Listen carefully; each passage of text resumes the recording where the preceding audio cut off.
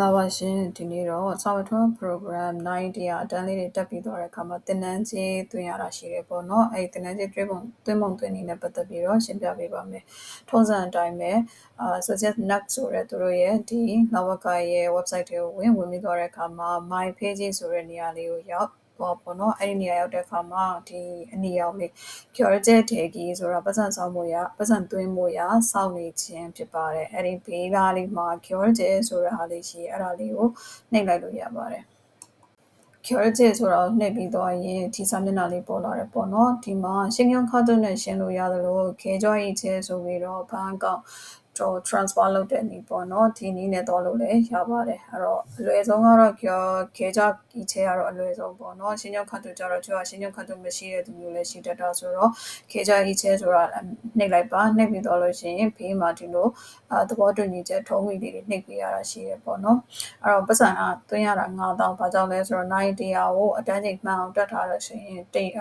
အပြည့်မသွင်းရဘဲနဲ့တဝက်ပေါ့နော်90%ဈေးလျှော့ပေးပြီးတော့9000ပဲသွင်းရတာရှိပါတယ်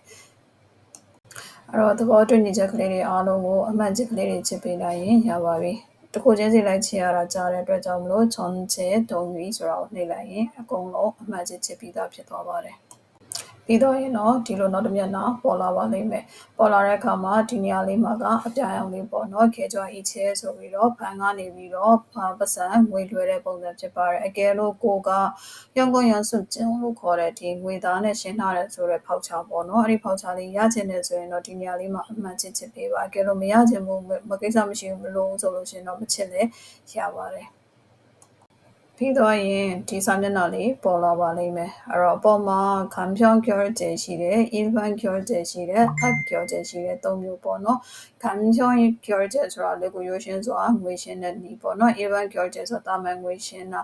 up curated ဆိုတာဖုန်းရဲ့ application ကနေဘဏ်ရဲ့ application အကောင့်ကနေရှင်းတာမျိုးပေါ့နော်အဲ့တော့အလွယ်ကူဆုံးကိုကတော့ခံဖြောင်း curated နဲ့ပတ်သက်ပြီးတော့လွယ်တဲ့နည်းလေးပြောပြမယ်ပေါ့နော်အဲ့တော့သူကခံဖြောင်း curated ကိုရွေးလိုက်တာနဲ့ဒီမှာခေရင်ကိုကတိုးကြောက်ခြင်းဒီကိုရဲ့ private ကနေရှင်းတာဖြစ်တဲ့အတွက်ကြောင့်ခေရင်ကိုကကိုနှိပ်ပြီးနှိပ်စရာတော့မလိုဘူးပေါ့နော်သူ auto ပေါ်ပါတယ်ခံဖြောင်း curated နှိပ်လိုက်တာနဲ့ဒါလေးကတန်းပေါ်ပါတယ်အဲ့တော့ smartphone ဖုန်းတို့ကိုဖုန်းနံပါတ်ထည့်ပေးပါပြီးသွားလို့ရှိရင် bank pay pin ဆိုတာကဘဏ်အကောင့်ကိုဝင်တဲ့အခါမှာဝင်ရတဲ့ pin နံပါတ်6လုံးပေါ့နော်အဲ့ဒါလေးဖြည့်ပေးရပါတယ်ပြီးတော့ရင်တော့သူကဒီဘက်စာမျက်နှာလေးပေါ်လာပါတယ်အဲ့တော့ဟုတ်မဟုတ်ပေါ့နော်တေချာလားမှန်လားဆိုပြီးတော့ ARS engine ဆိုပြီးတော့ဖုန်းလာပါလိမ့်မယ် smartphone ပေါ့နော်ကိုယ့်ရဲ့ဖုန်းနံပါတ်မှန်ရဲ့လားစစ်ကြည့်ပေါ့နော်ပြီးတော့တဲ့အခါမှာ ARS engine ဖုန်းလို့ဆိုပြီးတော့သူကဒီဘက်ဖေးနားလေးမှာခုလိုဆိုတော့မပေါ်ဘူးပေါ့နော်ဒါ private ဖြစ်တဲ့အခါကျ privacy ဖြစ်တဲ့အခါကျတော့မပေါ်အဲ့တော့ဖေးနားလေးမှာသူကဒီ ARS angel ရိုချောဖုန်းခေါ်ဖို့တောင်းဆိုမယ်ဆိုလို့ရှိရင်အဲ့ဒါလေးနှိပ်လိုက်ပြီးအပြာလေးနှိပ်လိုက်ပြီးဆိုရင်တော့ဖေးမှာခဏန်းလေးပေါ်လာပါလိမ့်မယ်ခဏန်းလေးလုံးပေါ်လာတယ်ပေါ့နော်အဲ့ဒီခဏန်းလေးလုံးကိုဖုန်းဝင်လာတဲ့အခါမှာဝင်လာတဲ့ဖုန်းပေါ်မှာပဲကိုယ့်ရဲ့ဖုန်း keypad ကနေပြီးတော့သူပေးထားတဲ့ခဏန်းလေးလုံးကိုရိုက်ထည့်ပေးရပါတယ်ရိုက်ထည့်လို့မှန်နေဆိုရင်တော့သူဖုန်းက automatic ပြန်ကျသွားပြီးတော့ engine ဖြစ်သွားတယ်ပေါ့နော်မှန်ကန်မှာကြောင့်အသေးမှတ်ပြုပေးပြီးသွားတဲ့သဘောပေါ့နော်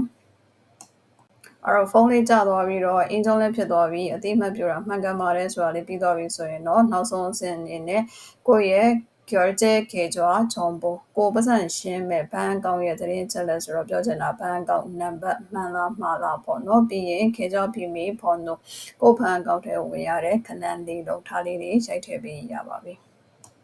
ပြီးရင်တော့အားလုံးပြီးသွားတဲ့အခါမှာဂျုံဆိုင်ဂျုံမီတွေစုနေတာဆိုပြီးပေါ်လာပါတယ်အကုန်လုံးအကုန်လုံးပြီးသွားပြီပေါ့နော်ပတ်စံရှင်းလို့ပြီးသွားပြီဆိုတဲ့သဘောမျိုးဖြစ်ပါတယ်အဲ့တော့တေချာအောင်လို့ဆိုပြီးတော့ဆောနာက curated email ဆိုတဲ့နေရာလေးမှာပြန်နှိပ်ကြည့်လို့ရှိရင်ကိုပတ်စံရှင်းလာတာဘယ်နေ့ဘယ်ရက်ကနံပါတ်လေးမှန်နေစသည်ဖြင့်ပေါ့နော်အကုန်လုံးပြန်စစ်ကြည့်လို့ရပါတယ်ရှင်အားလုံးပဲအဆင်ပြေပါစေ